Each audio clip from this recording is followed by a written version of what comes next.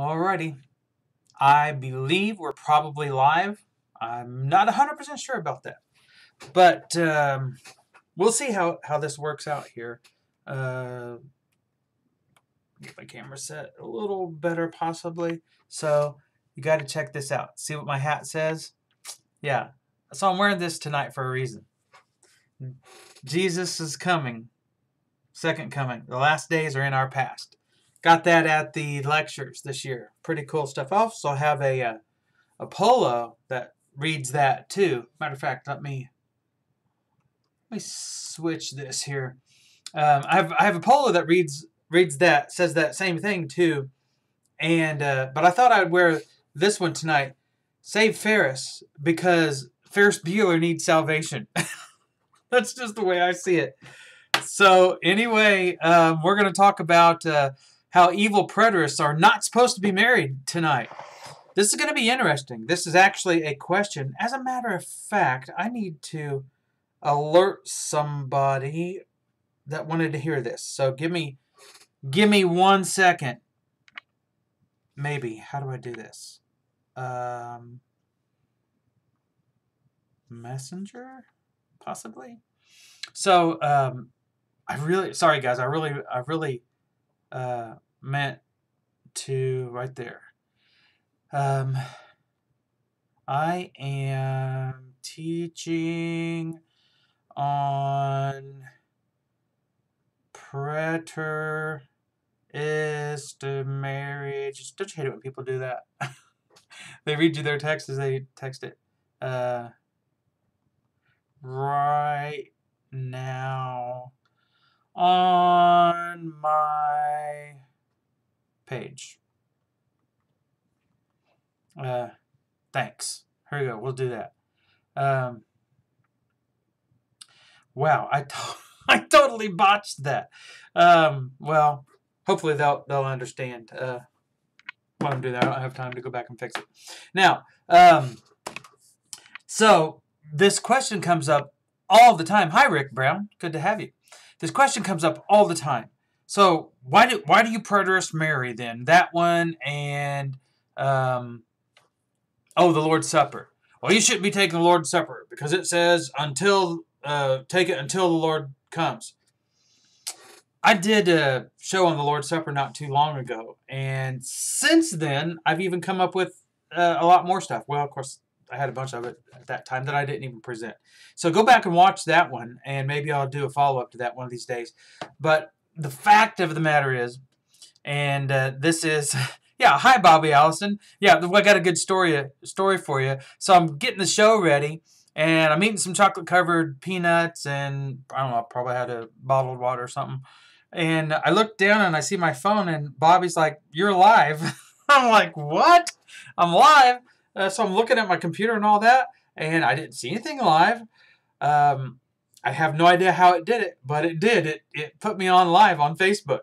So that was fun. And then Bobby, on top of that, Brent Bishop sends me a message, and he's like, I can't remember what he said, but he said the same thing. You're live on Facebook, but I had already fixed it by then. Anyway, just would have been boring to watch me get the show ready to go. It takes about an hour to get everything up and going. But anyways, that was fun. That was that was an interesting evening so far. Now, so those two questions come up a lot. There's all kinds of other things. Well, the resurrection is physical. 1 Corinthians 15 says that it's physical. Really? Does it? Where does it say that in 1 Corinthians chapter 15? Because I'm pretty sure 1 Corinthians 15 says that it's spiritual, not physical. Matter of fact, what is that? Verse 46? Let me look here while I'm talking about that. 42? Something like that. I'll find it exactly. Listen to this. If you want to say 1 Corinthians 15 about the resurrection, I'm not going to talk about the resurrection. I'm going to talk about this tonight.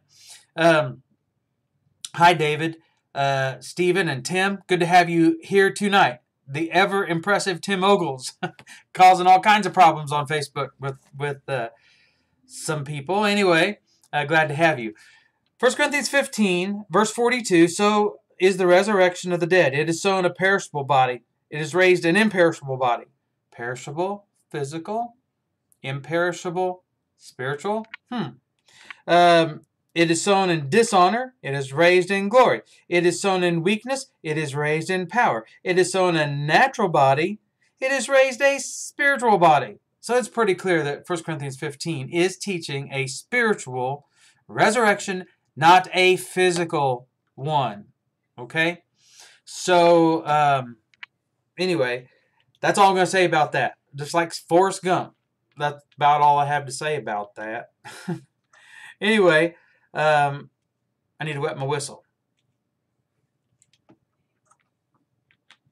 I don't really like Diet Pepsi, but I'm out of the good stuff. Zevia. I love Zevia's drinks. And they use stevia. Hence the name, Zevia. But, so that's what I got. Now, what about this idea of marriage? Because I have someone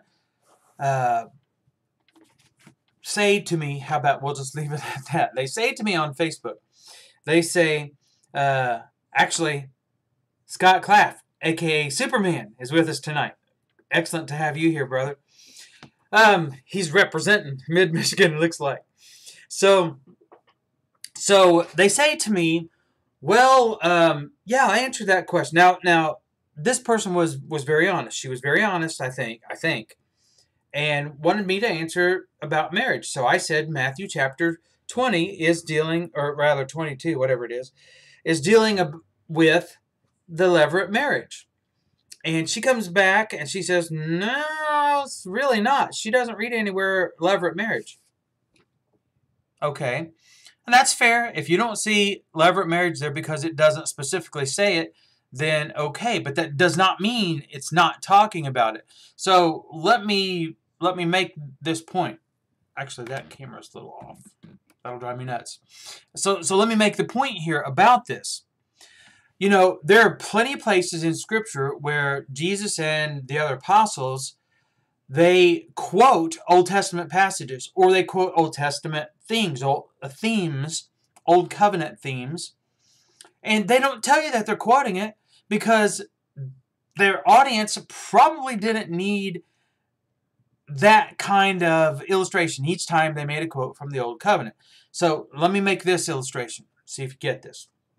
It would be just like someone today mentioning baptism. Okay, you know the New Testament talks about that. Well, the Old does too, but the New Testament talks about that in detail and fulfillment of some Old Testament prophecies. But you know you're going to get that, so you're going to not have to be told every single time someone talks about baptism. For me, you know, for example, to say, well, you know, I'm quoting this passage or that passage. So it'd be no different to the people 2,000 years ago. The problem lies in the fact that most people today have no idea what audience relevance is. And if they do, they don't care. They're done with even trying to figure it out. And that's pretty sad. So here's what we get. In Matthew chapter 22, so let's go over here and look at Matthew 22. We see these guys. There's some guys here, and they're trying to cause some problems for Jesus. Now, right there is your first indicator that something here is amiss. Right? Something ain't right. You know, how's that go? Something stinks in Denmark? Is that what it is? I can't remember that saying. But anyway, so there's your first clue that this is not on the up and up. The question that these guys, these Sadducees are asking is not legit. And the reason it's not legit is because they don't believe in a resurrection. But yet they come to Jesus and they say, well, in the resurrection, whose husband will she be? Now, let me give you a little... Anna, I'm here to tell you that Matthew 22 is speaking about levirate marriage. And give me some time. This is one of the reasons I didn't answer this on Messenger, because, man, I would still be typing. It just takes forever. And you have to have the background of the Old Covenant, of the Old Testament, or you simply miss way too much. And you're going to read into it what is not there, or you're going to insert something into it because that's what you were taught, or whatever the case is. Matthew 22 is without question talking about the levirate marriage. Now, let me show you this. So Matthew chapter 22. We'll just go, for the time being, to verse 23. On that day, some Sadducees, who say there is no resurrection, came to Jesus and questioned him, asking, Teacher, Moses said, okay, there's your first clue. Okay, Moses said, where did Moses say? What did Moses say? Okay, and where did he say it? If a man dies having no children, his brother, as next of kin, shall marry his wife and raise up children for his brother. That is the levirate marriage. Now, if you think that I'm wrong about this, just turn over here to Deuteronomy chapter 25. So, there is no question, there is no denying that I need to turn rather than keep talking. I cannot do two things at the same time. I'm just not built that way. Talk about someone who can't walk and chew gum at the same time. Yeah, that's me. Okay, so anyway, Deuteronomy chapter 25. Notice starting here in verse 5. Okay, so this, in Matthew 22, there is no question on the face of this planet that this is not about the levirate marriage. Let me reiterate this. The inspired writer, Matthew, records that the Sadducees, who are Jews, said, Moses said. So let's go back and find out what Moses said. Verse 5, Deuteronomy 25. When brothers live together and one of them dies and has no son, the wife of the deceased shall not be married outside of the family to a strange man. Her husband's brother shall go into her and take her to himself as wife and perform the duty of a husband. Of a husband's brother to her. So, what's the duty of a husband's brother if that brother dies? Hey, Bill Evans, great to see you, by the way. Well, let's read, and you'll see. It shall be, verse 6, that the firstborn whom she bears shall assume the name of his dead brother, so that his name will not be blotted out from Israel. So, if there was no name, if you weren't a part of the reading of the names on the scroll, if your name was not read, if your name was not on the scroll, get it? This is the imagery that they use. Then you did not receive an inheritance. So is your name on the scroll? If it's not, spiritually, you don't receive an inheritance. So this was the physical part of it under the Old Covenant and the fulfillment of it under the New Covenant. I hope you get that. So there's a point here about the levirate marriage. So if a brother dies, his brother is supposed to take his wife and bear children to her. And the firstborn assumes the dead brother's name so that there will be a land inheritance. Now, if you were to study the book of Ruth, you're going to see here that Naomi wanted Ruth and Orpah to go back to their families and marry. She was talking about the levirate marriage so that they could have an inheritance in the land. This is a land promised, land inheritance, and so forth. So when they crossed over into the promised land, they would be able to claim their land. Anyway, I'm not done here in Deuteronomy chapter 25.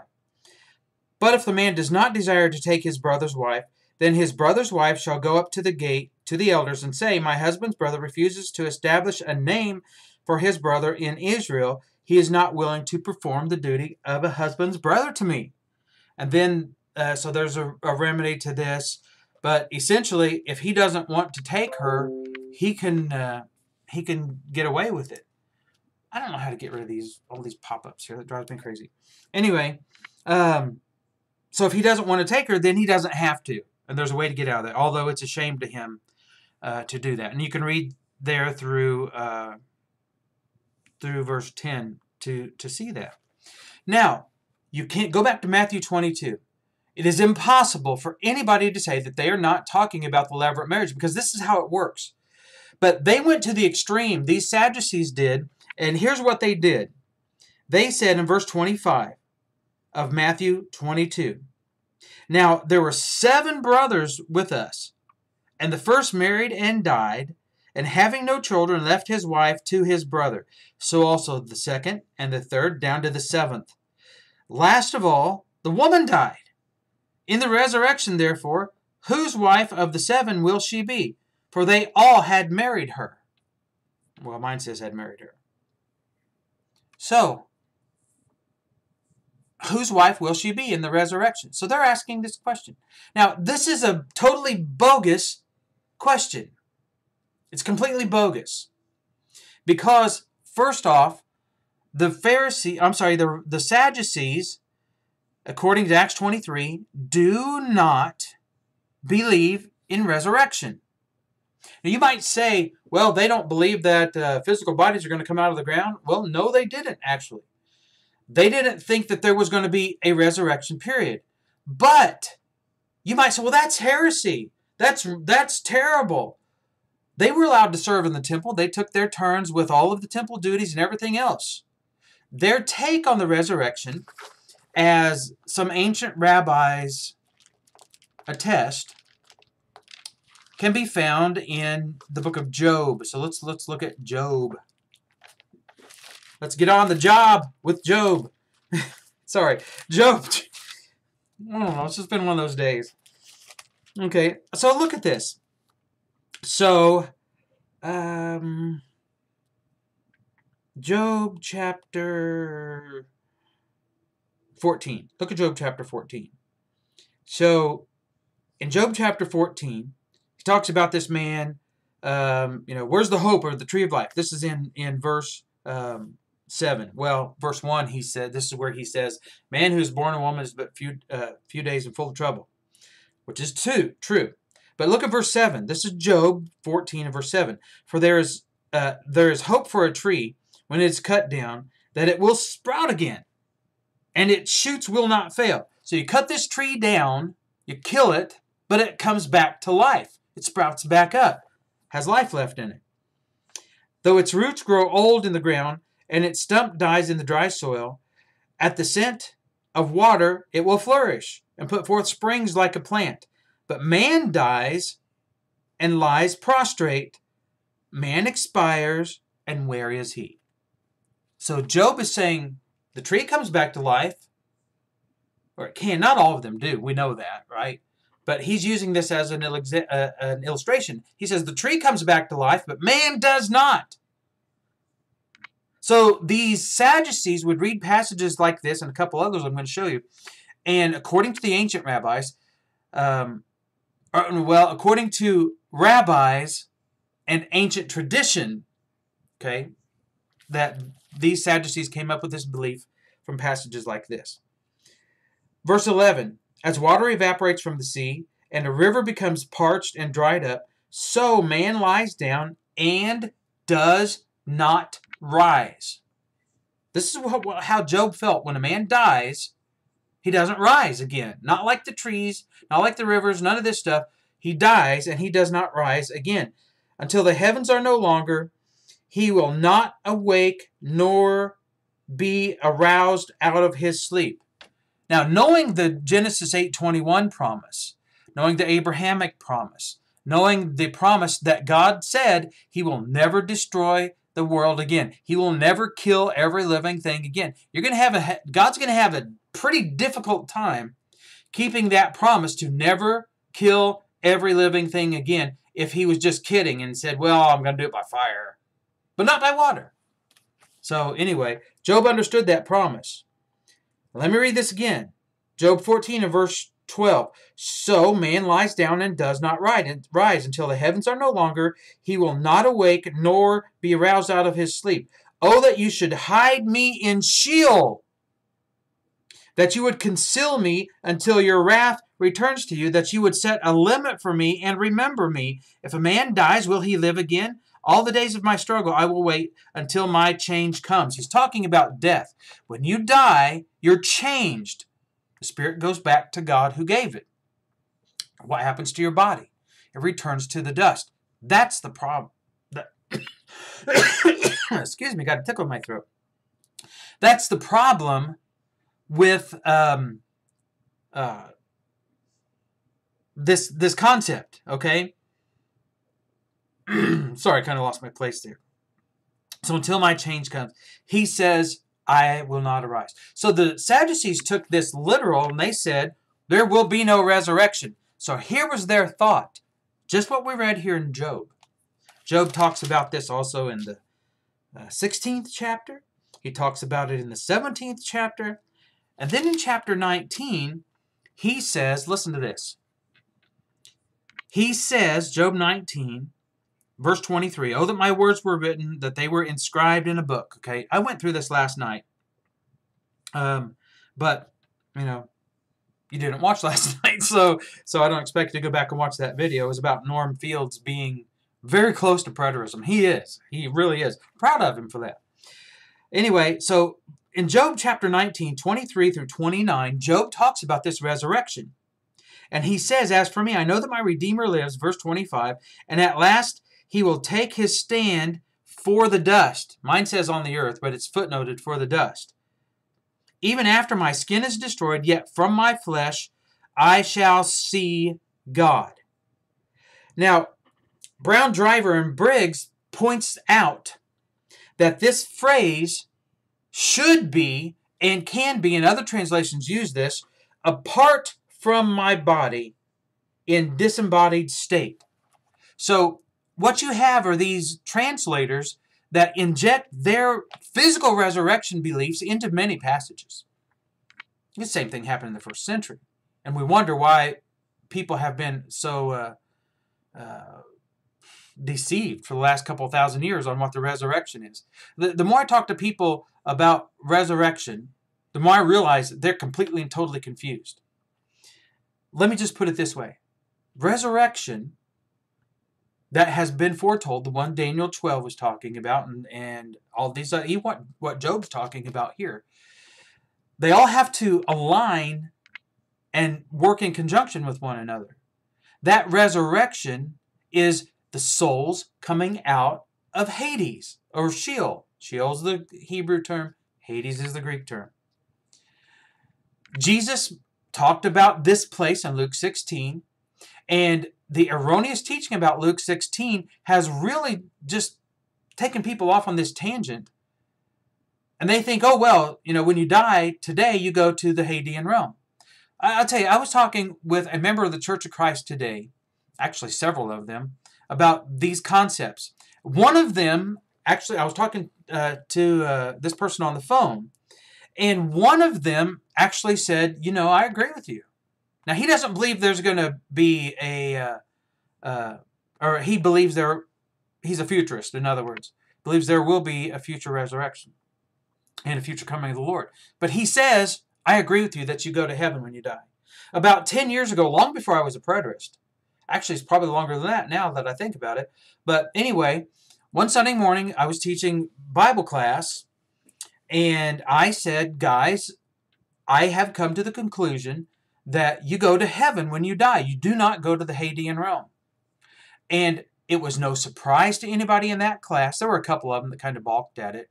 But one of the most respected and elderly members of the congregation, highly respected, he spoke up in the class and he said, I agree with you. You go directly to heaven when you die.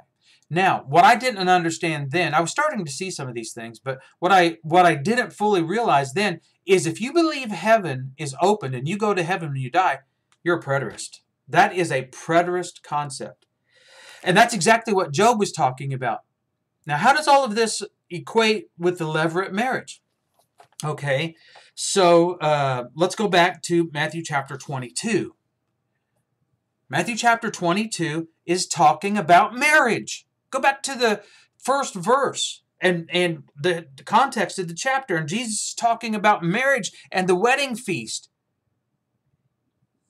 Now, if you believe the marriage has taken place, and the wedding feast has happened, and we're, as we sing in the song, all things are ready. Come to the feast.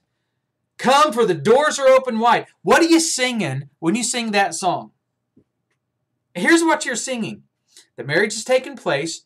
The wedding feast is there.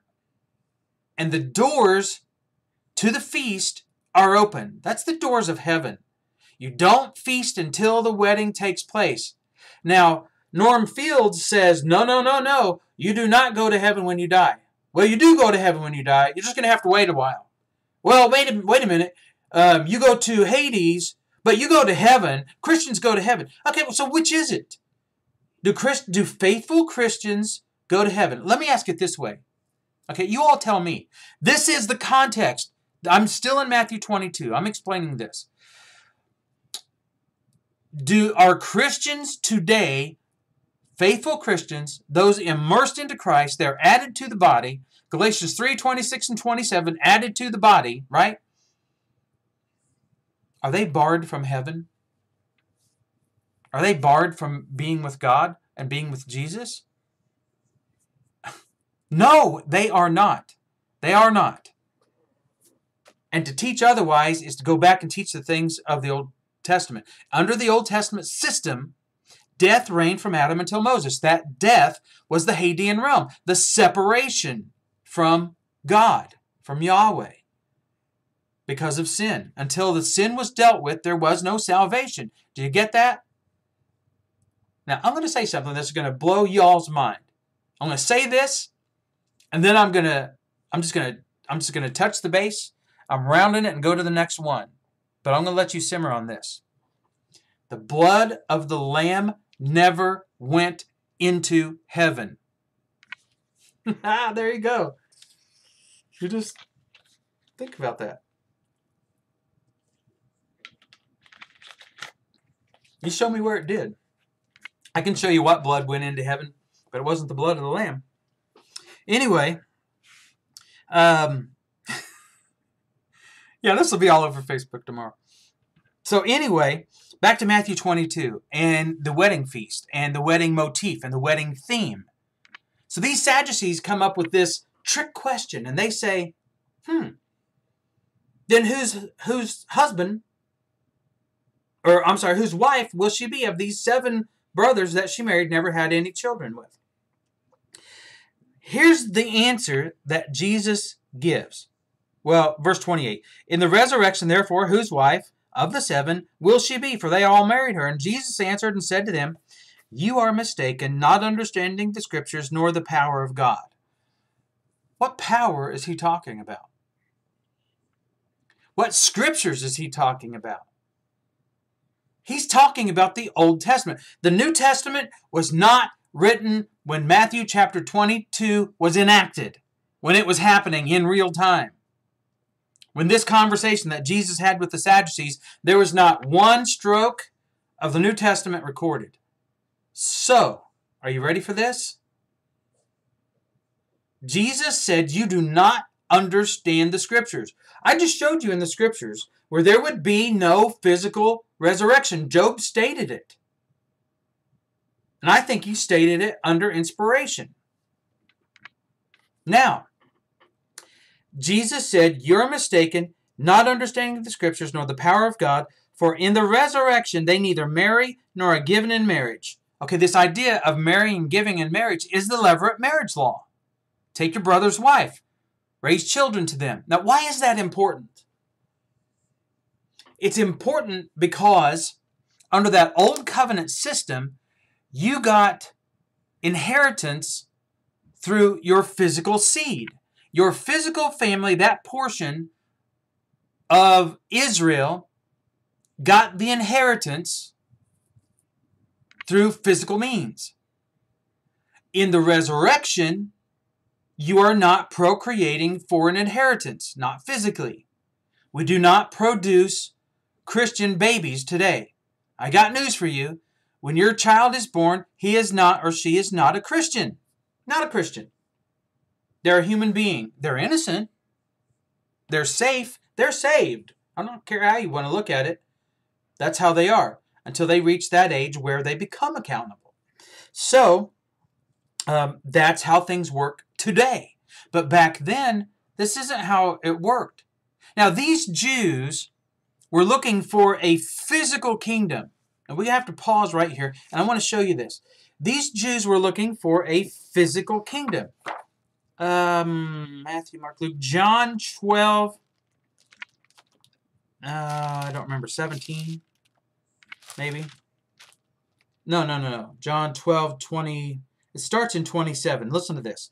So in John chapter 12, verse 27, Jesus says, "My soul has become troubled. What shall I say? Father, save me from this hour. For this purpose I came." I lost my place. "For this purpose I came to this hour. Father, glorify your name." Then a voice came out of heaven. "I have both glorified it and will glorify it again." So the crowd of people who stood by and heard it were saying that it had thundered. So they heard Jesus. They heard the thunder, the voice out of heaven saying that. "I have glorified it and will glorify it again." So the crowd of the people stood by and they heard it and they were saying it had thundered, and others were saying, "An angel has spoken to him." And Jesus answered and said to him, "The voice has not come for my sake, but for your sakes." Now, let me point something out here. Some people hear the voice of God and some people do not. God speaks for our sakes. You should listen to him. You should strain to hear what he says, not what men say. That's what we're doing right here. "The voice has come not for my sake, but for your sakes. Now judgment is upon this world." Now judgment is upon this world. Jesus here proclaims that judgment is upon the world now. Why is that significant? It's significant because the Jews felt that judgment was coming when Messiah came. When Messiah comes, he's going to judge the world in righteousness. He's going to put down all enemies, and he is going to reign. All of that is a physical thing, physical things. And that's how they felt. And I'm going to prove that. Let's keep reading. So now judgment is upon this world, verse 31. "Now the ruler of this world will be cast out. And if I am lifted up from the earth, I will draw all men to myself." Pause for imaginary sound effect of a record scratching backwards on a turntable, coming to a screeching halt. That's exactly what they did. They're like, no, wait a minute. If you're Messiah, this isn't going to end. What are you talking about? Listen to this. But verse 33, "But he was saying this to indicate the kind of death by which he was going to die. And the crowd answered him, 'We have heard out of the law that the Christ is to remain forever. So how can you say the Son of Man will be lifted up? Who is this Son of Man?'" Here was their point to him. You are a false teacher because the law says when Messiah comes, Christos, in Latin, when Messiah comes, when Yeshua comes, he will remain forever. When he comes to the planet, it's a physical coming and he will never die. That's what they believed. And Jesus says, "Nope, you got it wrong. You can call me a false teacher all you want, but you're the ones that have it wrong." Can you not see that there? And then in verse 36, Jesus said to them, "For a little while longer the light is among you. Walk while you have the light, so that the darkness will not overtake you. He who walks in the darkness does not know where he goes." This is what John taught in 1 John. "While you have the light, believe in the light, so that you may become sons of light." In other words, he's saying, you may not like what I'm teaching, what I have to say, but while I'm here, you better listen to it. Otherwise, you are walking in darkness. John makes this same point in 1 John chapter 1. He says, if you walk in darkness, you do not practice the truth. You are not doing the truth. What's that darkness? It's the darkness of that old covenant system, that old law. The truth was not revealed. See, Paul talks about this mystery. And he makes this point just so beautiful in Ephesians. And he talks about this mystery. And what is this mystery? This mystery is when everything is righted, when the Gentiles are grafted in and they're brought in, and there's no more Jew, and there's just one people. This is exactly, one people to gain an inheritance, by the way, this is exactly what I hate it when I do that. Philip taught the eunuch in Acts chapter 8. In Acts chapter 8, Philip taught the eunuch, because the eunuchs were exempt from the land promise. They were totally exempt. They were not allowed into the temple. Let me think here.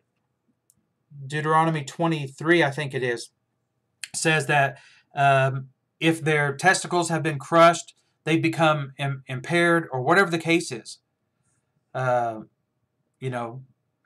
Decapitation, not decapitation, whatever, if something tragic happens, then you get exempt. So the eunuchs would say, according to Isaiah, was it 56, I'm a dry tree, I have no inheritance. Matter of fact, let me show you this. This is the mystery that was being revealed in the first century. And for all of you who say, well, the resurrection hasn't taken place, Hades is still full and getting fuller as we speak, you're denying the mystery of Jesus being fulfilled and the Gentiles being brought in and heaven being open and the victory being accomplished and all things being fulfilled. You see, the futurist says Jesus was not able to fulfill all things. The preterist says, oh yes, he did fulfill all things, and now we live in the wake of his victory. That's where I'm at. I don't know about you all. Isaiah 56. I don't have time to go through all this. How much time do I have left here? What, 23 minutes, something like that. Isaiah 56, verse 3. Let not the foreigner who has joined himself to the Lord say, the Lord will surely separate me from his people. Nor let the eunuch say, behold, I am a dry tree. For thus says the Lord to the eunuchs who keep my Sabbaths, and choose what pleases me, and hold fast my covenant, and then I will give in my house, and within them my walls, a memorial, and a name better than that of sons and daughters. That's the levirate marriage. That's the whole marriage system. That's the Abrahamic promise. Okay? And God says, you're going to get something better.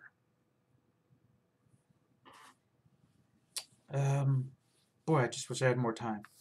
I'm going to read what I need to. Verse 6. Also the foreigners who join themselves to the Lord, to minister to him, and to love the name of the Lord, to be his servants, everyone who keeps from profaning the Sabbath and holds fast my covenant, even those I will bring to my holy mountain and make them joyful in my house of prayer. Their burnt offerings, their sacrifices will be acceptable on my altar, for my house will be called a house of prayer for all the peoples. What is this?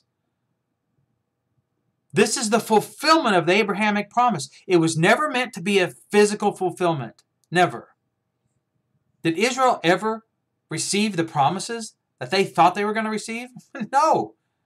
But spiritual Israel did, and that happened in the first century. And if you're a Christian today, you're part of spiritual Israel. You have become the new Jew, I guess, for lack of a better way to put it. Where did I leave off? Verse 8, and the Lord who gathers the dispersed of Israel declares, yet others I will gather to them, to those already gathered. You've got the mystery being completed. And this is what Paul was preaching in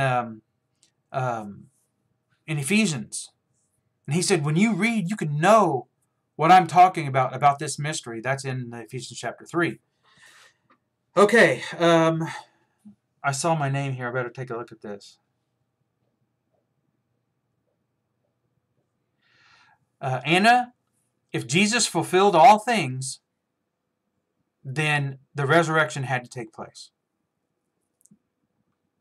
Plain and simple. There are two resurrections. Well, three.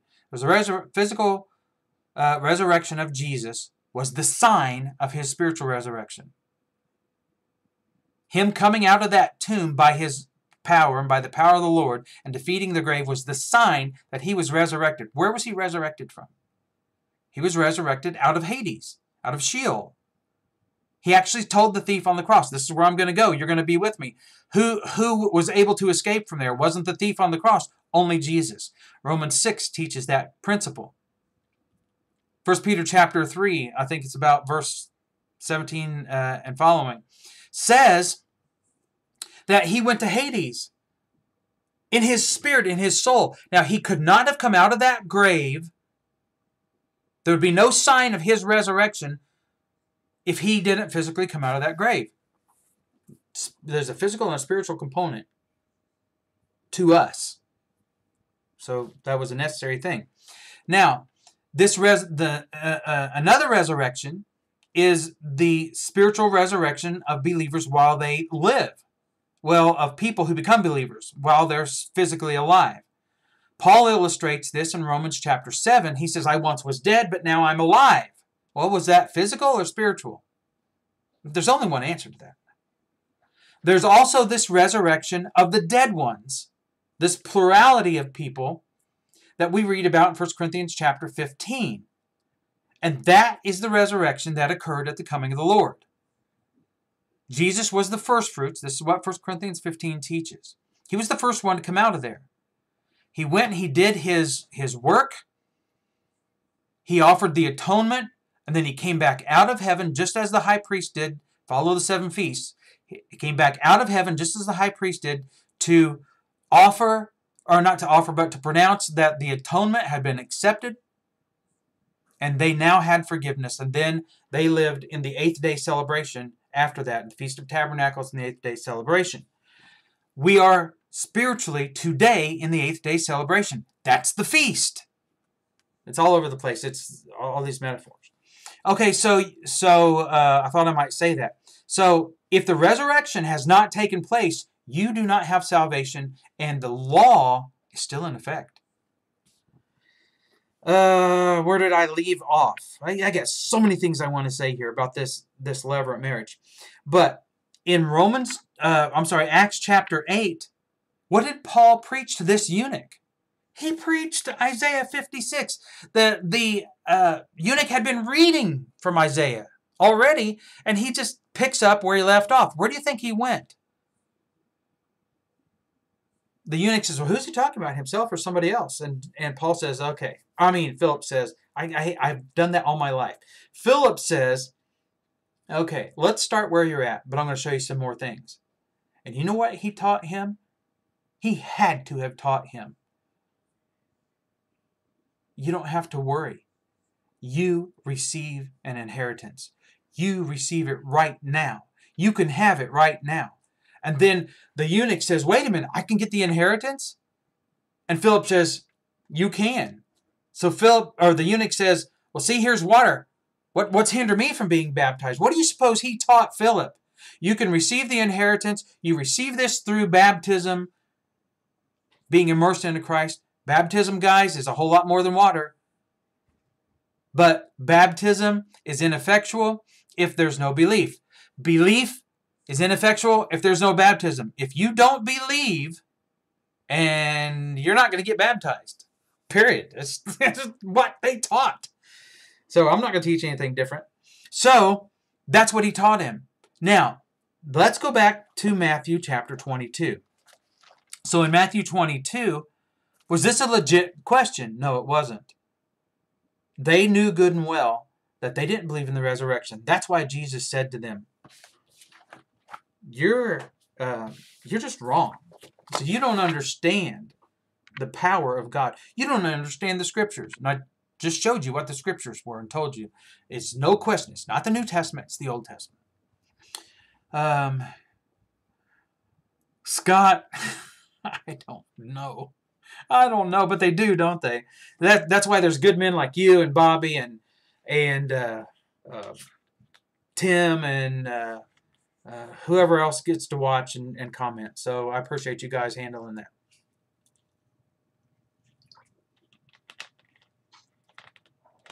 You guys do not want to tangle with Scott Claft. I call him Superman for a reason. Let me tell you this. This is one of the coolest things that's ever happened to me in my life. So when I decided that the Scriptures were true, I didn't know anybody. I did not know anybody who was teaching preterism. There was a guy that, as I came into it, and I think God sent him my way, but I didn't know. Yeah, Rick Brown, definitely. Definitely, Rick. I'm sorry, I can't remember everybody's name. So you guys just ramp it up, ratchet it up. And Anna, we do. You're not one of the trolls, by the way. I don't think. But we want good questions. We welcome good questions. That's the whole reason I'm talking about this tonight. It was because of your question. So, I get on Facebook and whatever else I'm looking at. I come across this guy on there, and he's just, oh my. That's what it was. And I'm terrible with names, so it took me a while to get this blazoned into my head. So when I started investigating it more, I found out about Steve and Holger. I went and visited them. My wife and I went and visited Holger on our not our honeymoon, on our anniversary. And then I got to meet Steve a little while later, and I went up, and I think it was, I don't remember what it was. I don't know if I was preaching there or if he was helping me with debate, get ready for debate. I think that's what it was. So he takes us to this ice cream place, which is fantastic. Now I don't remember the name of it. And we're all sitting there, and everybody's ordering, and Steve says, "Hey, Scott, what do you," asked him what he was getting or something like that, and Scott answered, and it dawned on me, Scott. I said, "Are you Scott Claft? The Scott Claft?" I'm telling you, I'd been seeing him on Facebook, and man, he's just a powerhouse. He is the Babe Ruth of answering questions. I mean, he just knocks them out of the park. And he was very influential on me and helping me to see some things and the way he can explain things. And he's just fantastic. So look out. I'm just telling you. Scott is Superman as far as I'm concerned. I love him to death. Love him. And then Bobby. I can just praise all my brethren who are preaching and teaching the truth. Bobby, I just love listening to Bobby preach. And you know who else I love to listen to? I know I'm getting off the topic here, but Rooster Morgan. Where'd you come up? I mean, you can't come up with that just out of your imagination. It's fantastic. But Rooster Morgan is an absolute dynamo. I hear the same thing from Bobby, and we got Bill Evans here in Indianapolis. He's taking it to the streets. I'm telling you, he preaches the truth. You got Roy Runyon, by the way, is just awesome. Tim Ogles, if he's still on here, brother Tim, man, he's got some Muslim friends that he just goes toe to toe with constantly. He never backs down, and he always makes his point. And here, let me make this point. Then I'm gonna move on. The only answer to Islam is preterism. They hate it. Back to the marriage in Matthew chapter 22. It was an illegitimate question. Jesus says in his answer, "You don't understand the power of God." Then he says, "But they are like angels in heaven." All right. So in the resurrection, what are they like? Angels in heaven. Are the angels in heaven physical, corporeal beings? We know that they're not. 1 Corinthians chapter 15, 52, I think it is. I don't know. My brain doesn't remember that one for some reason. I don't know. But 1 Corinthians 15, 50. 1 Corinthians 15:50 says, "Flesh and blood cannot inherit the kingdom of God." So here's a big question. If you think that Jesus is talking about a resurrection in the future, okay, how are you going to be resurrected? You can be resurrected in flesh and blood, because that's what the modern day traditional Church of Christ teaches. The same thing that the early church fathers taught, to a degree. So for 2,000 years, somebody has been teaching that flesh and blood inherits the kingdom. How are you going to be resurrected? Are you going to be resurrected in a flesh and blood, physical body? Okay, Andrew, there's a good one for you.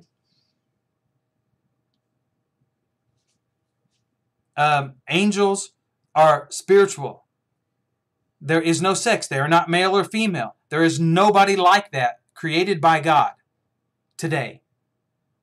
If God creates a spiritual being, it is an angel, or otherwise. There's others that he creates. It's that. They're not physical. Answer this question. Ready? In the future resurrection for the futurist, those who believe that Jesus was not capable of fulfilling all things in the first century like he said he would. You believe in a future resurrection. Are you going to be resurrected in a physical body? Look at all the evidence that we've looked at here tonight. The Church of Christ teaches that you are going to be raised in a physical body because that's how Jesus was raised. And most denominations say, well, 1 Corinthians chapter 15, verses 1 through 12, illustrates that the gospel that they preached was the physical resurrection of Jesus. Then they're contradicting themselves. They didn't teach that. When they talked about the resurrection of Jesus, they talked about the Isaiah 45 resurrection of Jesus. They talked about the 1 Peter 3 resurrection of Jesus and the Romans 6 resurrection of Jesus. It was not a physical alone component, but Jesus' physical resurrection, when the tomb was opened and unsealed and that stone was rolled away, that was the sign that Jesus had resurrected out of the Hadean realm, that he defeated death, that he abolished death. That's what Paul taught Timothy, right? 2 Timothy 1:10, I think it is. The Church of Christ and just about every other denomination, the Church of Christ is lumped right in there with them. They teach a rapture and they teach a physical resurrection, and you cannot find it. You cannot find it. It's not there. So why do you teach that? We say, well, 1 Thessalonians chapter 4 says that we're going to be resurrected and we're going to come out of the ground and we're going to meet him in the air. That is not what it says. Y'all make it say that, but that is not what it says. The air that is going to be met in is Jesus coming down, saying, you all have forgiveness.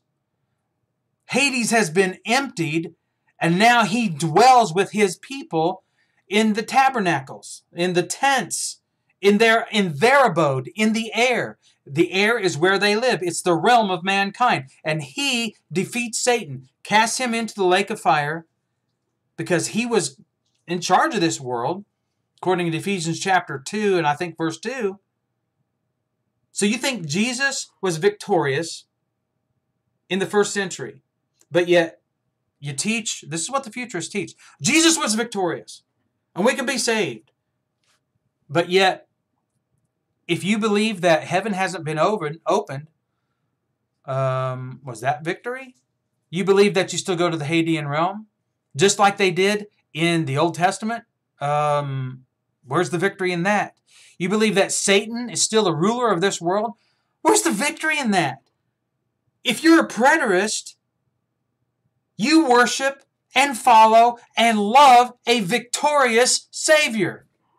Did you catch that? Well, let me try something here. Did you catch the power of that? I'm telling you, even though Don coined the phrase, I'm telling you, that is the most powerful truth you will ever learn. That's the victory of Jesus. Now, you proved me wrong. If the Church of Christ doesn't teach a rapture, physical bodies going into heaven, well, maybe see, this is where they don't really know. Well, it's a physical body that comes out of the grave, but somewhere between here and 30,000 feet, it changes into a glorified body. Well, you're going to have to show me where that passage is, because I can't find it. I can't find it. The reason I can't find it is because it's not there. Maybe I missed it, but I can't find it. Now, the victory that we are in today is that 8th day celebration. If you don't understand the feast, you'll never be able to understand and get that concept. All right. I'm still not done. Let me make this point. The resurrection takes place of people who are in Hades in a spiritual sense. When that takes place, the people on the earth are changed too, in a moment and a twinkling of an eye. They go from salvation being in promise or prolepsis, the prolepsis of salvation. They go from that to the realization of it. Right? It's just that simple. And it's no different than the person today that goes from being dead. They read, they study, they come to the knowledge of the truth, they're baptized into Christ, and now they're alive. Was that some miraculous thing that took place? Well, kind of, because God, affected your salvation, but do you become superhuman? Do you become Ferris Bueller? I mean, do you become Iron Man? Well, I guess you could become Iron Man if you were smart enough. Or some kind of superhero? No. See, here's what happens. And it's the same thing that happens today that happened in the first century. This was a spiritual change at the time of the end, not a physical change at the end of time. Thank you, Holger Neubauer, for that. So, Romans 8 is a corporate sense, Anna.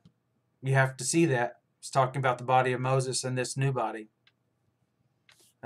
This new body is the glorified body. The body is the church, Ephesians 4:4. So you're mixing two things that don't mix. That's water and oil. Okay, how much time do I have? A little bit of time, and I'm only about a quarter of the way of what I wanted to say. Let's go to Luke. Luke's version of this in Luke chapter 20. And I want you to see here some of the things that Luke talks about. Verse 27. I'm telling you right now, I'm going to go over. I knew this was going to happen before I even started. I try to keep it to an hour because asking people to listen for an hour is really stretching it. But some people do, and I'm very thankful for those who do. Verse 27, Luke chapter 20, verse 27. Now there came to him some of the Sadducees. This is the parallel account, right? Who say that there is no resurrection. Okay? Now remember why they were saying there was no resurrection. You die, you've got a soul, your soul goes somewhere, Isaiah 59, 1 and 2, you're separated from God. You go to Sheol, as Job taught, several different places, and as many others taught also. And they believed that that's where you stayed forever. Their belief was, as I understand, we don't have a lot of information on these guys, but this is the best a lot of the modern rabbis and priests and so forth in the Jewish religion can come up with. I don't think that they're Jews. That ended in 70 when the temple was destroyed. No more Judaism, but they still cling to it. So they study it and so forth. So they've got access to the records and whatever else and the midrashes and you name it, the commentaries. So this is why they say the Sadducees believe the way that they did. So that when you die, you got a soul, it goes to Sheol, and that's as good as it's ever going to get for you. But they are looking for Messiah to come back. Or to come, depending on if you're Messianic or whatever. And then the people living then get to be a part of the army that is established and rules on the earth with the Messiah, who sets up a physical temple and rules there and so forth. It's really messed up. So in Luke chapter 20, Jesus said, here we read in verse 26, and they questioned him, saying, Teacher, Moses wrote, for us, for who? For them. They believed these things were going to happen in their lifetime. That's a theme that Jesus had in his teaching too.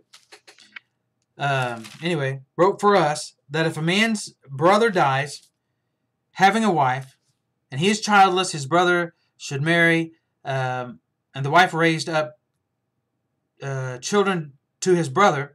Now, there were 7 brothers, and the first took a wife and died childless, and the second and the third married her, and in the same way all 7 died, leaving no children. Finally, the woman died also. In the resurrection, therefore, which one's wife will she be? For all 7 had married her. This is a bogus question.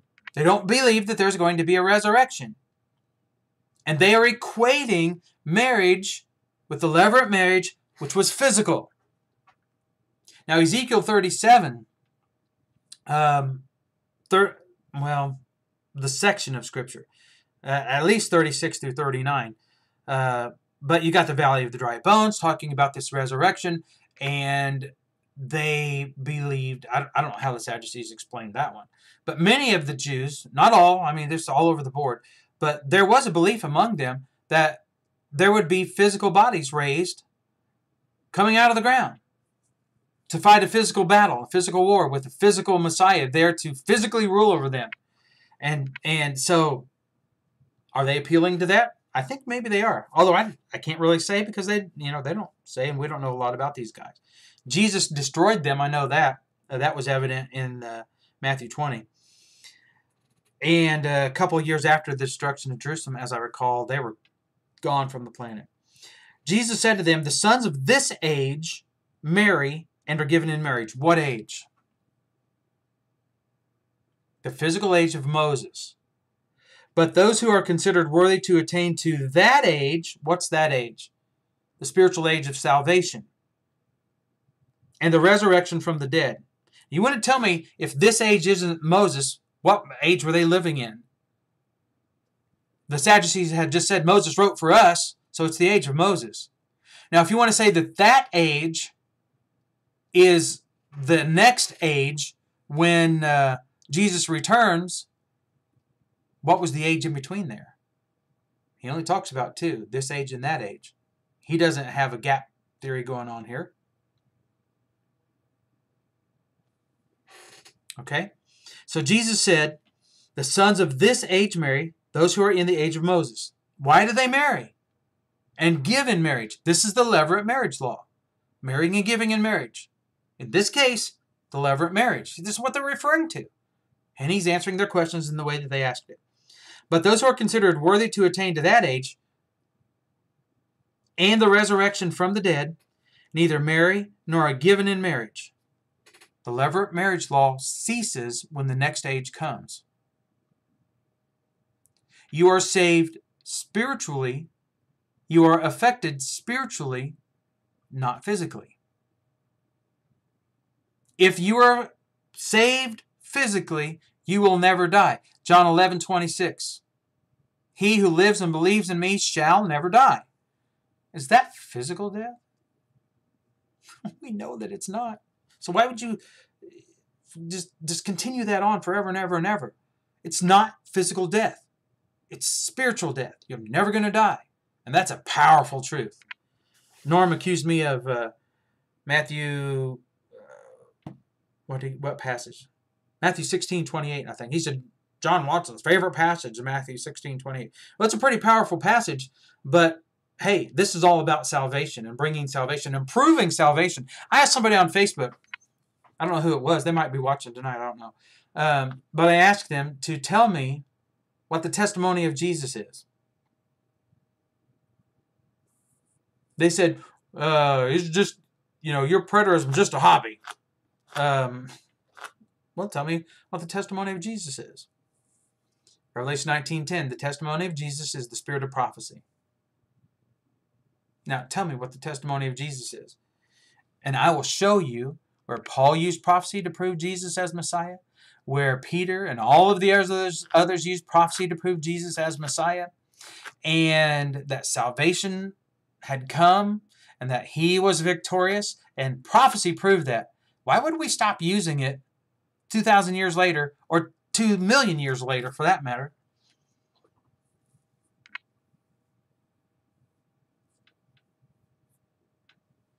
Anna, you got a problem with this kingdom thing.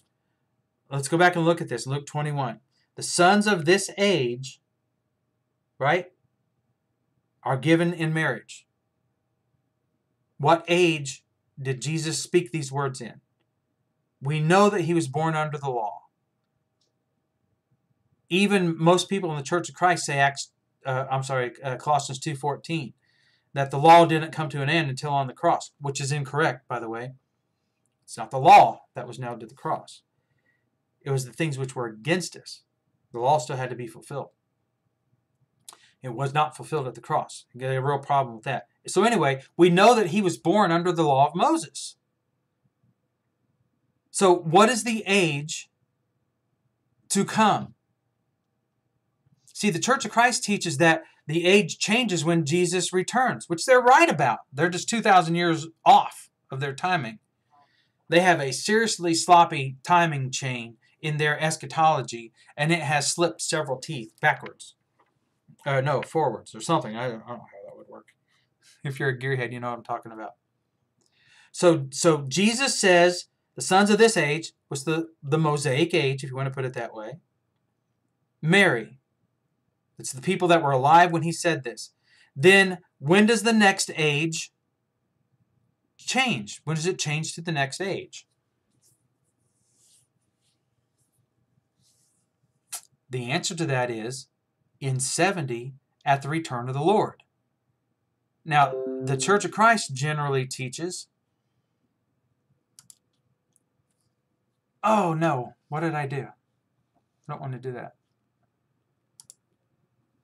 I was trying to turn that off and I accidentally activated it. Okay, there we go. Computer stuff. Anyway, this age of Moses. What's the next age? When did it come about? It's the Christian age. It's the kingdom age. If the kingdom came, as the Church of Christ teaches on the day of Pentecost, then that's the kingdom age, as you put it. It's the Christian age. It's the age of salvation. The age of Messiah and victory, which never has an end. Never has an end. The scriptures teach that all over the place. Ephesians 3:21 says, world without end. And he's talking about this kingdom, this new covenant, this new world that's created. It's the same world that Peter talked about. And Peter was there and listened to him. It's the same world that Peter's talking about in 2 Peter 3. And it has no end. But it's not a physical planet that's destroyed and recreated. It's the new heavens and the new earth, this new world. I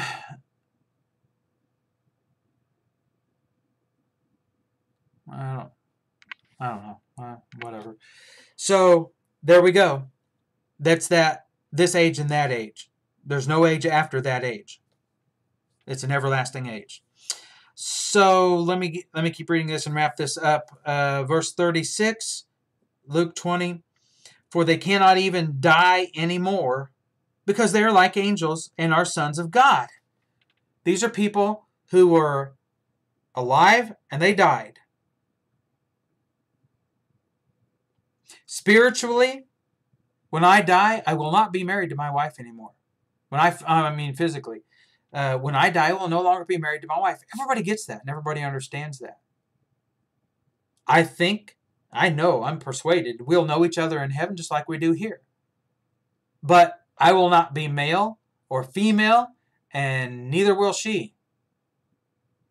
We will be similar to the angels in heaven. We're not the angels, but like them in that respect. So there will be no marriage. Verse 37, but that the dead are raised, even Moses showed in the passage about the burning bush, where he calls the Lord the God of Abraham, the God of Isaac, and the God of Jacob. Now he is not the God of the dead, but of the living, for all live to him. If you do not partake in the resurrection, you die. That's being the God of the living, not the dead. So have you partaken in the resurrection? If you haven't, Romans 6 teaches that the resurrection that we must partake in is baptism. Baptism is a physical sign of a spiritual event. Now, you can't have a physical sign if a spiritual event didn't happen. If a spiritual event happened or is happening, it's all part of the same process, then you have to have the physical sign. If you refuse the physical sign, you refuse the spiritual. So it's pretty simple. Where'd I leave off?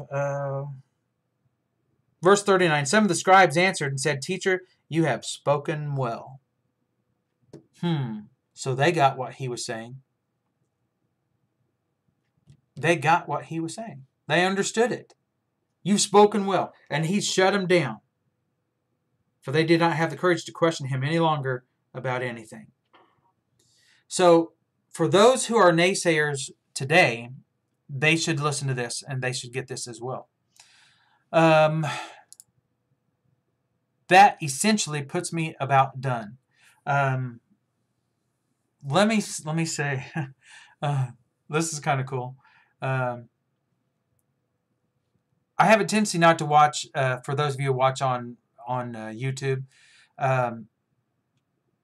because my screen for Facebook is just so much better, and it's so anyway. So I apologize if I forget to say hey to you all. But Grady Risley, hola from Mexico. That's about all the Spanish I know. But thank you so much for watching. And I like this one, the bearded man, adrenaline. He says hey from Alabama. So that's pretty cool. That's, well, wait a minute. Let me read this. He said, we'll be changed in the twinkling of an eye, right? When we die, we will be resurrected to life, correct? If you're not, let me say it this way. If you're not resurrected while you're alive, then you're dead when you die. No more chances. So the resurrection that must take place today is the resurrection of life. Living and believing in Jesus, and you'll never die.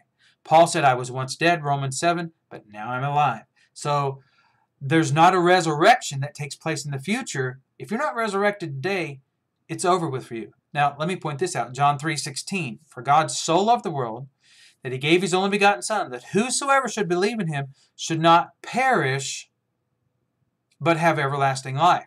If you believe in him, you will not perish. If you don't believe in him, you will perish. You will not have everlasting life. So today, baptism is an eternal covenant that is here for us, for those who want to be in Christ. And if you're in Christ, you're seated with him in the heavenly, according to Ephesians chapter 2.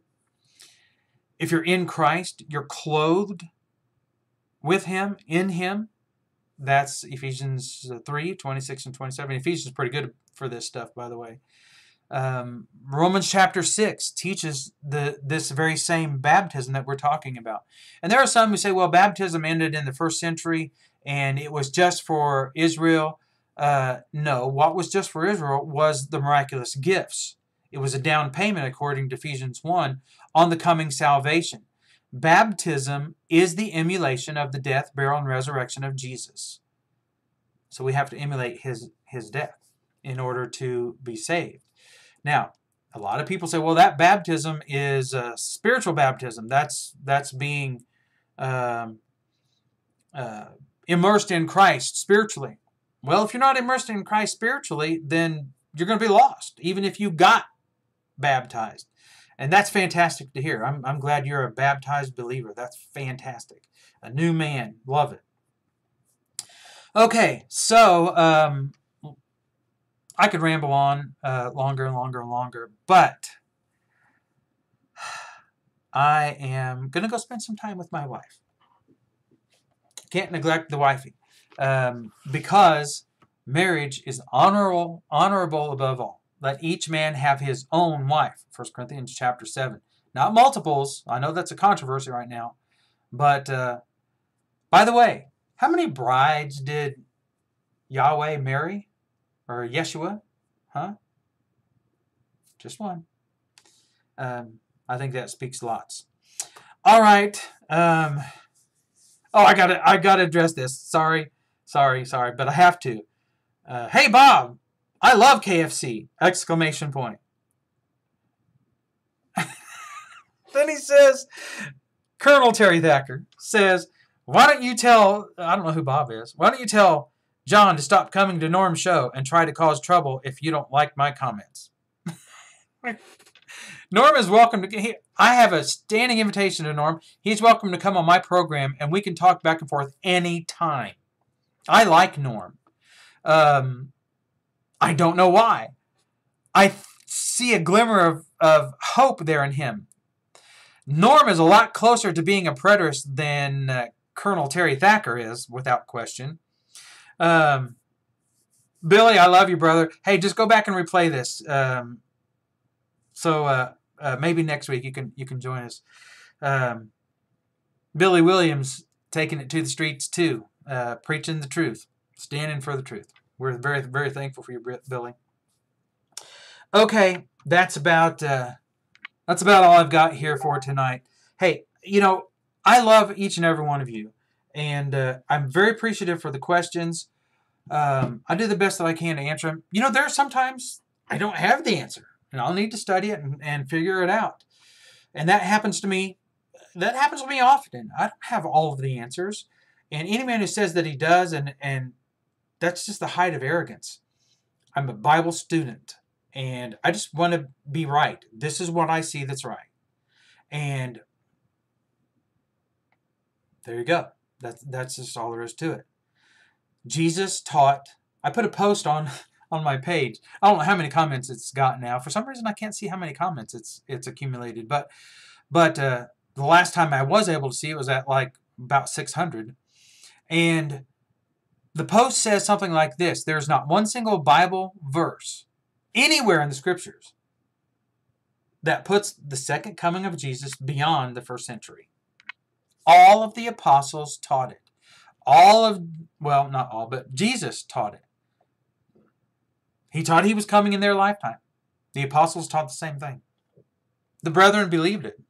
So, wow, boy, that's pretty cool. About 1,000 comments. Anyway, I'm reading these comments, and there's so many more things I want to say, but I'm just so out of time. I really am. Okay. I am going to do this. And we'll go ahead. We will go ahead and close this down. And I just want to say, again, that I love each and every one of you. We all have this responsibility to preach and to teach the truth. And thank you, Tim. It's absolutely my privilege to spend the time with you that I do each week. That's about it. Well, hang on a second. Hello? Hey, man, are you still on? I am. Hey, I want to ask something. Okay. Is Colonel Thacker, is KFC on there still? I don't know. He commented. Ask KFC if he has amassed his army yet, since he's a colonel. And you just did. Ask him if he wants to debate. Ask Colonel if he wants to debate. If he doesn't want to debate, tell him I'll take 2 chicken breasts, a biscuit, and coleslaw. I hate to laugh and encourage you, but that's very funny. I think he's relatively good about that ribbing. No pun intended. But there comes this point where, you just got to put your money where your mouth is, and you got to put the chicken in the bucket.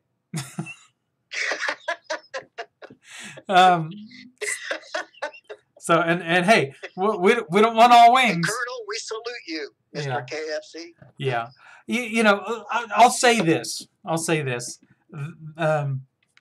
You get me and Trent going, this could be a problem, guys. But anyway, I think he's trying to do his dead level best to defend what he believes. But I catch him every once in a while, and he gets tripped up. And he can't tell you the order of the resurrection. He doesn't know how it's going to happen. You want to know why? Well, you already know why, don't you, Yeah, Trent? why? Yeah. But tell me. Because he doesn't know. He can't figure it out. Well, the only thing, really, if he would maybe spend a little bit more time studying instead of going on different Church of Christ Facebook groups and trying to get us kicked off of there, he might learn something. But, he and Lori White both are notorious for doing that type of stuff. And so they're not the that's only why ones. I'm ribbing, whatever whatever Kentucky does with the Colonel organization is really a good work. But I know this gets under his skin a little bit, so I have to rib him. He makes fun of my last name. So I know it. I know it's a back and forth. It's kind of a love-hate relationship. I get it. But, okay. He's still a brother in Christ, even though he won't admit it. No, he won't. He definitely won't. Okay. Well, have a good night, John. All right, you too, brother. Good night, Colonel. We salute you. And by the way, congratulations if what I understood from your message earlier is true. Oh, man. We have to fit on maybe, I think we have to complete 111 pages of electronic forms for times 3 for 3 people. It's called a DS-260 in order for them to go to this interview. It's just a mountain of paperwork. I mean, they just bury you in it. So well, it's going to be some very difficult days ahead here until we get this done. Well, we will keep you in our prayers. I know that is your heart's desire. I appreciate that. Yeah. I sincerely appreciate it. Yeah, we need all the prayers we can get. Yep. And you got them. Absolutely. So. All right. Well, I appreciate it. And I'll catch up with you tomorrow, John. Okay. All righty. You have a good night. All right. You too. Bye. All righty. Bye. Okay. So now I'm done. Since I've talked with Trent, it's official. It's official. Okay, guys. Love you. I will see you next time. And hey, share this video, please, if you would. Go to Restoration Movement 2.0. And Norm's been making fun of me over the name of that. Hey, I think we can restore ourselves and align ourselves with the truth and become just like they were in the first century church. There's some things we can't, like miracles and that kind of stuff. Gifts of the Spirit. But anyway, that's a whole other program. I'm going to stop or I'll keep talking. Love you guys, and I will see you next week. Same time, 8 o'clock. And check out Restoration Movement 2.0. The videos are archived there, a little easier to find than they are on Facebook. But if you know what you're doing, you can probably do it on Facebook. So we'll see you next time. And remember this. You can find faith in prophecy, and you can have faith in prophecy being fulfilled. There you go. We will see you all next time.